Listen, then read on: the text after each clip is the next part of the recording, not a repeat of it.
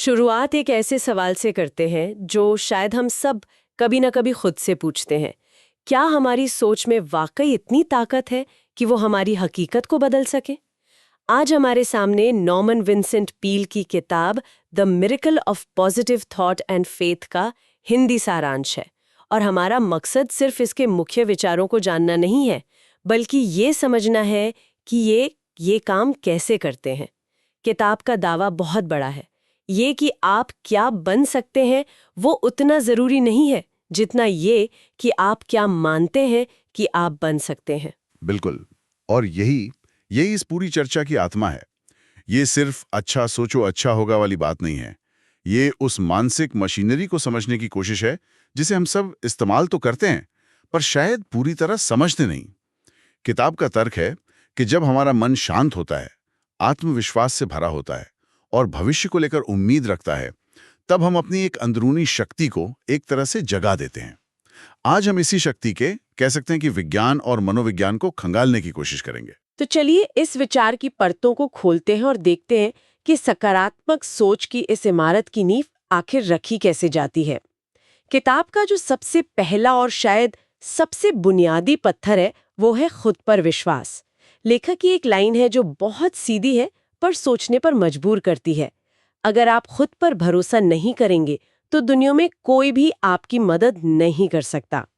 ये सुनने में तो बहुत आसान लगता है, लेकिन असल जिंदगी में खुद पर शक करना हमारी आदत सी बन जाती है। असली बदलाव, जैसा कि स्रोत कहता है, तब शुरू होता है जब हम अंदर से, मतलब दिल से ये मान लेते हैं कि हाँ, हम सफल हो सकते हैं। और ये सिर्फ एक एक भावनात्मक एहसास नहीं है। इसके पीछे गहरा मनोवैज्ञानिक सिद्धांत काम करता है, जिसे हम सेल्फ फुलफिलिंग प्रोफेसी कहते हैं। यानी जब हम दृढ़ता से किसी चीज पर विश्वास करने लगते हैं, तो हमारा जो अवचेतन मन है, हमारा सबकॉन्शियस माइंड, वो उस विश्वास को सच साबित करने के रास्ते खोजने लगता है। हमारे एक्शंस, हमारी बॉडी लैंग्वेज, हमारे फैसले, सब कुछ उस विश्वास के हिसाब से बदलने लगते हैं। तो फिर सवाल ये उठता है कि अगर किसी का आत्मविश्वास कमजोर हो तो वो इस विश्वास को बनाए कैसे? क्या इसका कोई प्रैक्टिकल तरीका है? हाँ, और किताब में इसे मानसिक प्रोग्रामिंग कहा गया है। हमारा दिमाग आदतों पर चलता है। जब हम बार बार एक ही नकारात्मक बात सोचते हैं ना, तो दिमाग में एक गहरा न्यूरल पाथवे, एक दिमागी रास्ता बन जाता है। किताब का सुझाव है कि छोटे छोटे सकारात्मक वाक्यों को दोहराकर हम एक नया मजबूत रास्ता बना सकते हैं। जैसे, मैं हर चुनौती के लिए तैयार हूं, या मैं हर दिन बेहतर हो रहा हूं। ये सिर्फ खोखले शब्द नहीं है। जब इन्हें भावना के साथ बार बार दोहराया जाता है, तो ये पुराने नकारात्मक रास्ते को कमजोर करते हैं और एक नए सकारात्मक रास्ते को सींचते हैं। विज्ञान भी मानता है कि इस तरह हम अपने दिमाग को सचमुच रीवायर कर सकते हैं। तो ये आत्मविश्वास का बीज बोने जैसा हुआ, लेकिन बीज को उगने के लिए उपजाऊ जमीन भी तो चाहिए। यहाँ पर शांत मन की भूमिका आती है ना? आपने बिल्कुल सही पकड़ा। एक अशांत, तनाव और चिंता से भरा मन, वो उस तूफानी जमीन की तरह है जहां कोई भी बीज जड़ नहीं पकड़ सकता। ज्यादातर परेशानियां इसलिए नहीं होती कि हालात बुरे हैं, बल्कि इसलिए होती हैं क्योंकि हमारा मन उन हालातों पर काबू खो देता है। स्रोत के मुताबिक शांत मन का मतलब है बेहतर सोच, बेहतर निर्णय और यहां तक कि बेहतर सेहत। जैसे तूफानी पानी में कोई साफ तस्वीर नहीं दिखती, वैसे ही अशांत मन में कोई सही समाधान नहीं सूझता। और इसके लिए जो तरीका बताया गया वो मुझे बहुत अच्छा लगा, क्योंकि वो बहुत ही सरल है। रोज सिर्फ 10 मिनट की शांति। हाँ, कोई जटिल ध्यान प्रक्रिया नहीं, बस 10 मिनट के लिए दुनिया के शोर से खुद को अलग करना, गहरी सांस लेना और मन में किसी शांत जगह की कल्पना करना, जैसे कोई पहाड़ हो या समुद्र का किनारा। इसका मकसद दिमाग को खाली करना नहीं, बल्कि उसे रीसेट करना है। इन पलों में हम अपनी समस्याओं से एक कदम पीछे हटकर उन्हें एक बड़े परिप्रेक्ष्य में देख पाते हैं। ये शांत मन ही हमारा सबसे बड़ा हथियार बन जाता है, जिससे हम चुनौतियों का सामना ज्यादा समझदारी से कर पाते हैं। तो मन को शांत करना एक तरह से जमीन तैयार करने जैसा है। लेकिन उस उपजाऊ जमीन पर भी तो नकारात्मक विचारों के खरपतवार उग सकते हैं ना? मुझे लगता है कि ये हम में से ज्यादातर लोगों की असली चुनौती है, वो बिन बुलाए मेहमान जो हमारे दिमाग में घर कर लेते हैं। किताब इनसे निपटने का क्या रास्ता सुझाती है? यहाँ पर लेखक एक बहुत ही दिलचस्प मानसिक अभ्यास की बात करते हैं। विचारों का रीफ्रेमिंग या कह सकते हैं नजरिया बदलना। ये सिर्फ नकारात्मक को सकारात्मक से बदलना नहीं है, बल्कि उस विचार के पीछे की कहानी को ही बदल देना है। ये एक मानसिक जूडो की तरह है, जहां आप नकारात्मक विचार की ऊर्जा को ही एक सकारात्मक दिशा में मोड़ देते हैं।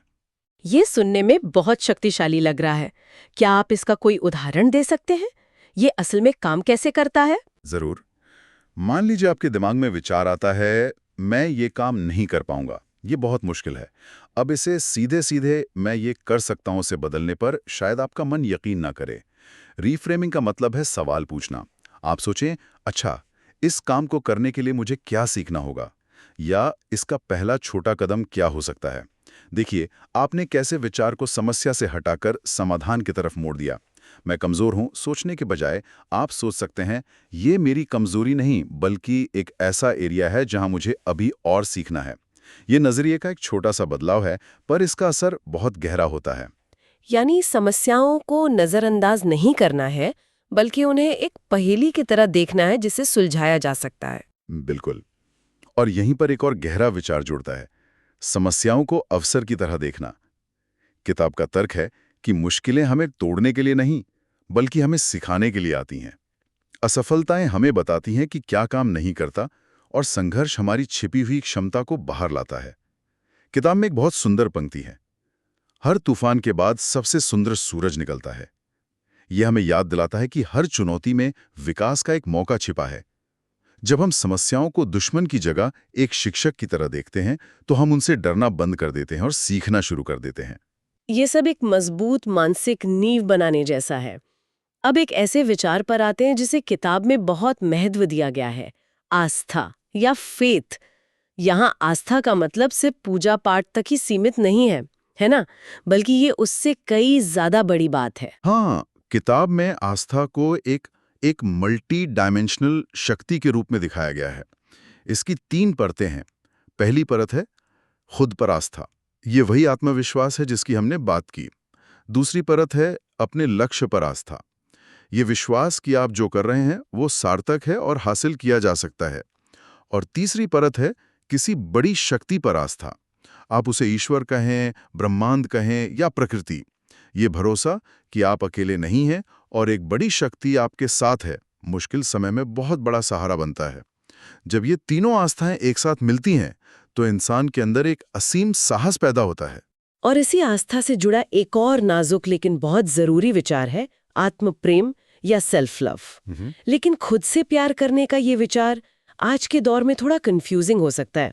कुछ लोग इसे स्वार्थ या नार्सिसिज्म समझ सकते हैं। किताब इन दोनों के बीच की बारीक रेखा के बारे में क्या बताती है? मतलब आत्म प्रेम और स्वार्थ में क्या फर्क है? ये बहुत जरूरी सवाल है। किताब के अनुसार स्वार्थ का मतलब है सिर्फ अपने बारे में सोचना और दूसरों की परवाह ना करना, जबकि आत्म प्रेम का मतलब है खुद को उसी तरह स्वीकार करना, प्यार करना और माफ करना जैसे आप किसी बहुत अजीज दोस्त को करते हैं। इसका मतलब है अपनी कमियों के साथ खुद को स्वीकार करना। हम सब में खामियां हैं, लेकिन इसका मतलब ये नहीं कि हम कीमती नहीं हैं। आत्म प्रेम हमें बताता है कि हम जैसे भी हैं, प्यार और सम्मान के हकदार हैं। हम अक्सर अपने सबसे बड़े आलोचक खुद ही होते हैं। बिल्कुल। जब कोई और गलती करता है तो हम शायद उसे माफ कर दें, लेकिन जब हम खुद गलती करते हैं तो हफ्तों तक खुद को कोसते रहते हैं। आत्मप्रेम इस आदत को बदलने का अभ्यास है। ये खुद के प्रति दयालु होने की कला है। जो इंसान खुद से प्यार नहीं कर सकता, वो दूसरों से भी सच्चा प्यार नहीं पा सकता और नहीं दे सकता।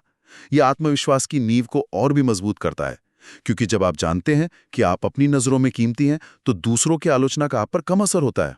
यहाँ तक तो सारी बातें सोच और विश्वास के स्तर पर हुई, लेकिन अगर हम सिर्फ बैठकर अच्छा सोचते रहें और कुछ करें ही नहीं, तो जिंदगी तो नहीं बदलेगी। तो ये सोच एक्शन में कैसे बदलती है? यहीं पर ज्यादातर लोग चूक जाते हैं।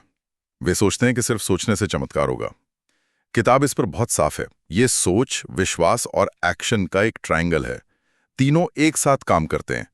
असल परिणाम तभी मिलते हैं जब हम कदम उठाते हैं।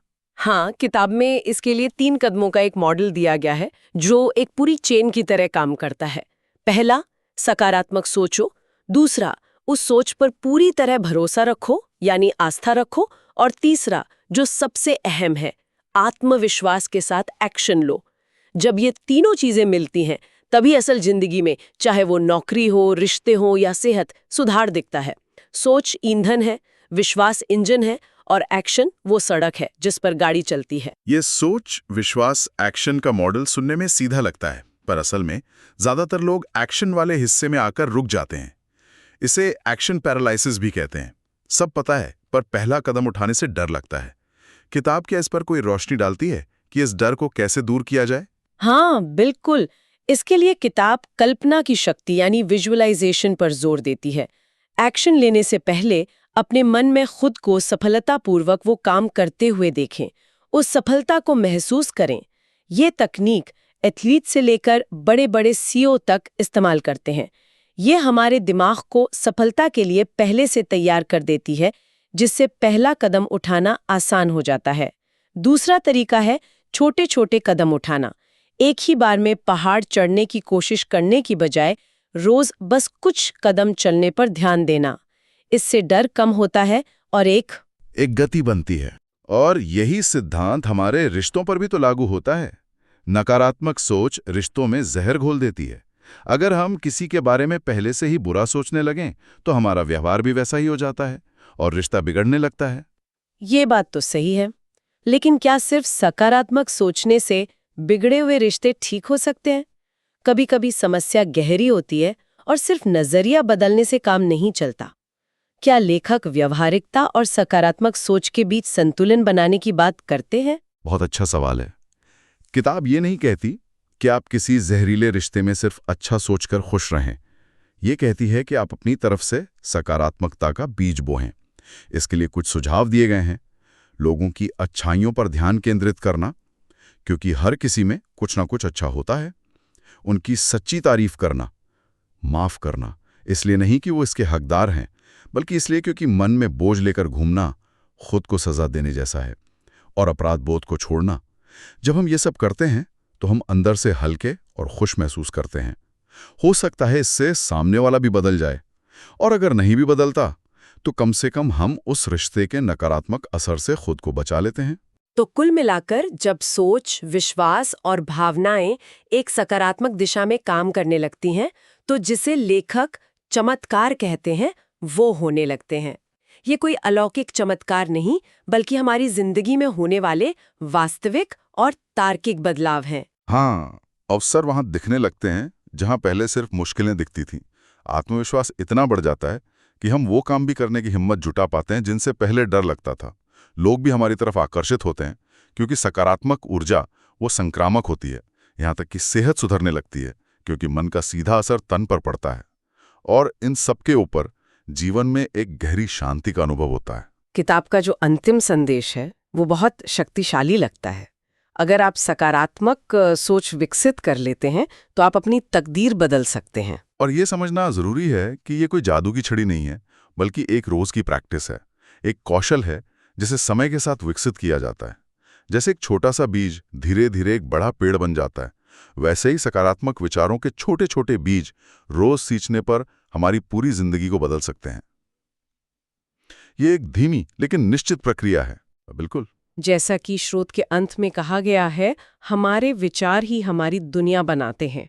अगर हम अपनी दुनिया बदलना चाहते हैं तो हमें शुरुआत अपने विचारों से करनी होगी। अगर विचार सकारात्मक हो तो जिंदगी भी सकारात्मक हो जाती है। तो यहाँ हमारे सुनने वालों के लिए एक सवाल सोचने के लिए रह जाता है। अगर हमारे विचार ही हमारी दुनिया बनाते हैं, तो आज अपनी दुनिया को एक नया आकार देने के लिए हम अपने कौन से एक विचार को बदलना चाहेंगे?